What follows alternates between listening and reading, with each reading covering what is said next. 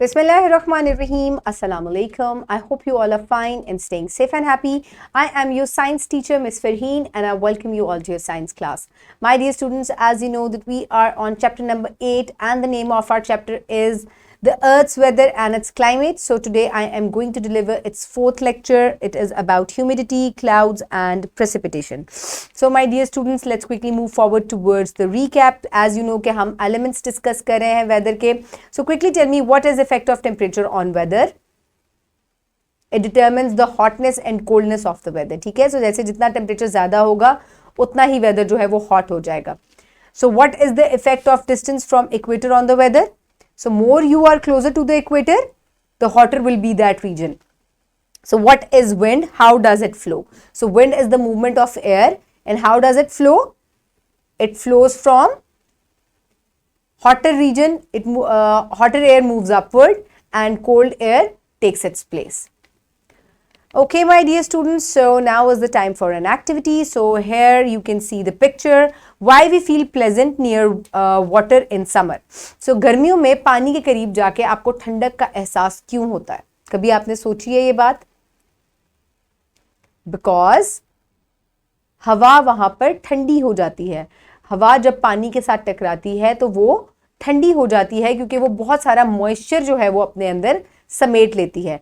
बहुत सारे बुखारात जो हैं वो हवा में शामिल हो जाते हैं जिसकी वजह से हवा जो है वो पानी की जगहों के करीब जो है वो ठंडी होती है. और ऐसी जगह जहां पर पानी ज़्यादा होता है, वाटर बॉडीज होती हैं, वो जगह जो है वो आपको ठंडी महसूस होती हैं.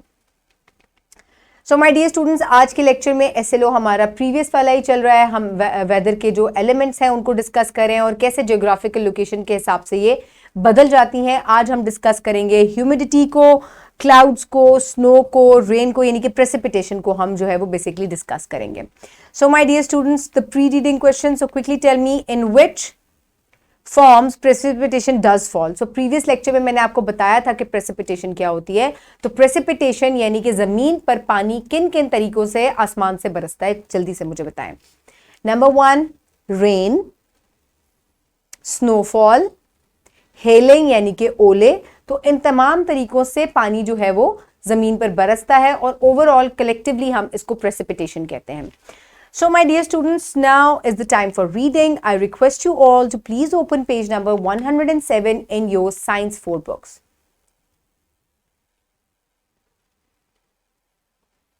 I hope everybody has opened the page. So now let's start the reading. Put your fingers where I will read. Humidity. तो सबसे पहले जो आज हम एलिमेंट को डिस्कस कर रहे हैं, पहले हमने टेम्परेचर और विंड को डिस्कस किया था. Today we are going to discuss about humidity. Air carrying water vapours in a certain amount is called humid air. Humidity depends upon the temperature. Humidity is the number of water vapors in the air. Humidity changes with the change in the temperatures. When the air temperatures are high, the amount of water vapors reduce. For example, deserts have a higher temperature, therefore the air in deserts has low humidity, fewer water vapors. So my dear students, आप देख सकते हैं कि humidity जो है it is the amount of water vapours, water content या moisture जो है हवा में, नमी का तनासुब कितना है, उसको हम असल में ह्यूमिडिटी कहते हैं.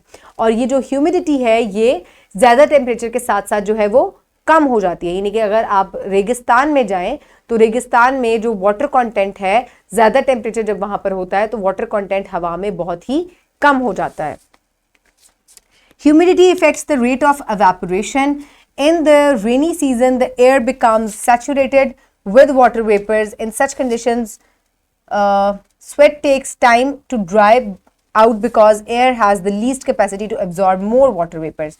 So my dear students, इसका बहुत ही ज़्यादा जो है ह्यूमिडिटी का इफेक्ट होता है, टेम्परेचर और ह्यूमिडिटी का बहुत ज़्यादा इफेक्ट होता है. आप देख सकते हैं कि जैसे जैसे एवेपोरेशन या रेनी सीजन्स में पानी जो है वो बहुत ज़्यादा नमी का तनासुब जो है वो ज़्यादा हो जाता है हवा में रेनी सीजन्स में. जैसे कि आजकल जो है वो बारिशों का सीज़न है, मॉनसून चल रहा है, तो हवा में नमी का तनासुब बहुत ज़्यादा बढ़ गया है, जिसकी वजह से अगर आपको पसीना आता है तो आपका पसीना जल्दी से ड्राई आउट नहीं होता. क्यों नहीं होता? क्योंकि हवा में पहले से इतनी ज़्यादा नमी होती है कि वो जल्दी से आपकी नमी को या और वाटर को जज्ब नहीं कर पाती.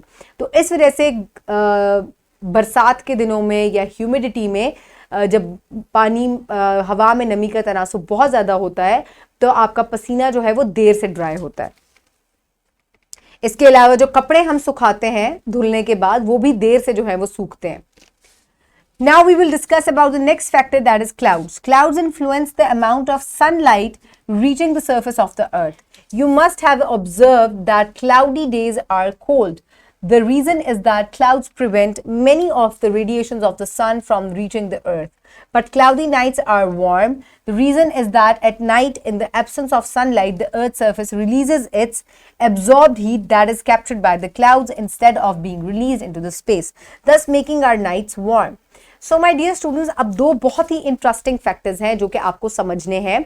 वो क्या फैक्टर्स हैं कि गर्मियों में या कभी भी जब धूप में बादल आ जाते हैं एकदम से और सनलाइट जो है वो ब्लॉक हो जाती है, मौसम अचानक से बड़ा प्लेजेंट लगता है आपको, तो टेम्परेचर जो है वो खुद ब खुद जो है वो कम हो जाता है।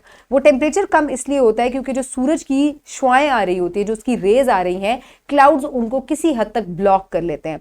बहुत सारी हार्मफुल रेडिएशंस ऐसी होती है जिनको क्लाउड्स जो है वो ब्लॉक करके एब्जॉर्ब कर लेते हैं और ज़मीन तक पहुंचने नहीं देते, जिसकी वजह से आपकी ज़मीन का जो टेम्परेचर है वो फॉर द टाइम बीइंग कम हो जाता है। लेकिन अगर यही बादल रात के टाइम आ जाएं तो क्या होता है कि रातें जो हैं वो गर्म हो जाती हैं। वो क्यों गर्म हो जाती है? क्योंकि रात के टाइम जब सूरज नहीं होता तो ज़मीन अपनी तमाम गर्मी जो है वो उसको बाहर की तरफ फेंकती है, उसको एक्सपेल करती है। तो क्या होता है कि जितने भी बादल हैं वो तमाम गर्मी को जो है वो एब्जॉर्ब कर लेते हैं और उसको बाहर की तरफ नहीं निकलने देते। तो इससे क्या होता है कि रातें जो हैं वो क्लाउडी नाइट्स जो हैं they are warm, they are warmer. So इस वजह से हम उनको कह सकते हैं कि क्लाउडी नाइट्स जो हैं वो गर्म होती हैं। So why do we feel suffocation at night in rainy weather? So कभी आपने सोचा कि रेनी वेदर में बहुत ज़्यादा क्लाउड्स जब होते हैं तो आपको सफोकेशन क्यों महसूस होती है? बिकॉज जो ज़मीन की बारिश पड़ने की वजह से जो ज़मीन से गर्मी निकलती है वो बाहर की तरफ जो है वो नहीं निकल पाती, दैट इज एब्जॉर्ब, वो ज़मीन की निचली सतह पर ही रह जाती है। So my dear students, next that is the जो एक और एलिमेंट है वेदर का, that is precipitation. Let's discuss about it. Precipitation. You might have ever noticed that while going towards mountains and Murray, etc., the temperature becomes low and the weather becomes cooler. Moreover, Murray receives more rainfall than Lahore. Mountains of the Murray are responsible for this pleasant weather. Air in the mountains is cool because Murray is 2,291 meters above sea level on average. The cool air condenses and falls on the ground as precipitation. So my dear students, अब आप यहाँ देख सकते हैं कि जैसे जैसे आप अगर लाहौर रहते हैं और आप यहाँ से मरी की तरफ ट्रेवल करें तो जैसे जैसे आप हाइट की तरफ towards Islamabad and further more towards मरी जब आप जाएंगे तो आपको हवा जो है वो ठंडी महसूस होनी शुरू हो जाएगी। Why is it so? It is because of the height. तो जैसे जैसे एल्टीट्यूड इंक्रीज होता है वहाँ जो है वो हवा जो है वो ठंडी हो जाती है। और इसके अलावा जैसे ही हवा ठंडी होती है, आपने ये चीज़ भी नोटिस किया होगा कि मरी में रेनफॉल जो है वो बाकी शहरों की निस्बत या लैंड्स की निस्बत जो है वो ज़्यादा होती है।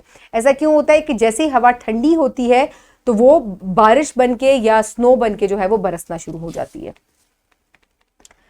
So again you can see that clouds जो है वो अगर दिन के टाइम आएंगे तो दिन जो है वो ठंडा हो जाएगा, where as compare to the nights, cloudy nights are warmer या गर्म होती हैं। And we discussed about the precipitation. So precipitation जो है वो मुख्तलिफ फॉर्म्स में होती है और इसके अलावा प्रेसिपिटेशन जो है ये हाई एल्टीट्यूड्स पे जो है वो ज़्यादा होती है बर्फ़ या बारिश की सूरत में। So my dear students, Monday को हम किस तरीके से एक टेम्परेचर को जज कर सकते हैं, चले हम देखते हैं। टेम्परेचर जो है आज 33 डिग्री सेंटीग्रेड है।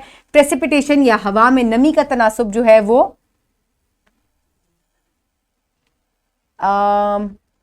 ह्यूमिडिटी जो है वो 50% है और हवा कितनी चल रही है? It is 16 kilometre per hour चल रही है। Okay my dear students, so here is the project. तो इसके लिए आपको अपना मोबाइल चाहिए। तो मोबाइल पे आपने क्या चेक करना है? Measure the temperature of your city every day for a week and observe precipitation and wind. Prepare a weather chart. check the following at a particular time daily. You can check on google.com. So my dear students, आपने इन तीनों चीज़ों को check करना है एक हफ्ते तक, और आप गूगल पे या अपने मोबाइल की ऐप पे वेदर ऐप के ऊपर जो है इन तीनों चीज़ों को चेक कर सकते हैं. मंडे को कितनी थी, ट्यूसडे को कितनी थी, वेडनेसडे को अभी मैंने आपको ये तरीका भी बताया है जिसमें टेम्परेचर, प्रेसिपिटेशन और विंड जो है तीनों जो है वो लिखे हुए हैं. Then Thursday, Friday, Saturday and Sunday आपने पूरे हफ्ते का जो है ये चार्ट नोट डाउन करना है. ठीक है, this will be your homework. और टीचर आप एक दफा ये क्लास में बच्चों को करके दिखा दें. So for evaluation quickly tell me what is humid air. Humid air is the amount of moisture in the air. So what is the relation of humidity with temperature. So the more temperature it is, so the air becomes less humid. So how clouds affect temperature? So when it is daytime, तो जो दिन है उसमें temperature कम हो जाएगा, whereas at night the nights become warmer because of the clouds. So what is precipitation? Precipitation is the amount of water that is received by the earth in the form of rain, hail or snowfall. For practice, you can download this worksheet from the description box below this video, or you can get it in print form by your teacher. So my dear students, write down your name and the roll number and then choose the correct answer. Humidity changes with change of clouds, precipitation and temperature, that is temperature. Number of water vapors present in air is humidity. Water falling on ground due to condensation of cool air is precipitation. Dash block the radiations of sun from reaching to the earth, that is clouds. Cloudy nights are warm. So my dear students, the next part of the worksheet is humidity is, so you have to define it. What is the relation of humidity and temperature? How do clouds affect on weather? किस तरीके से clouds जो है वो weather को affect करते हैं, आपने day and night में दोनों जो है वो बताना है. What is precipitation? Define करें इसको कि किस किस form में ये पाई जाती है. Why mountainy areas or hilly areas are cooler? Because of their height from the sea level. What is the effect of humidity on evaporation? So humidity का evaporation पे क्या फ़र्क होता है? Why we feel suffocation at night in rainy weather? So my dear students, you have to pause the video and then you have to complete the worksheet. You can also take help from the book. I hope everybody has done it. Now let's quickly move forward towards the homework. For homework, you will do MCQ number 7 on page number 108 and you will do question number 1. आप इसमें temperature और wind already elements complete कर चुके हैं. You will complete humidity, clouds and precipitation, and from section C, page number 109. You will do the question in your notebooks. So my dear students, now is the time for wrap up. So my dear students, आज हमने rest of the elements discuss किए हैं of weather, which were humidity, clouds and precipitation. So my dear students, I hope you have enjoyed today's lecture. Keep everybody around you safe. Have a good day. Thank you so much and Allah Hafiz.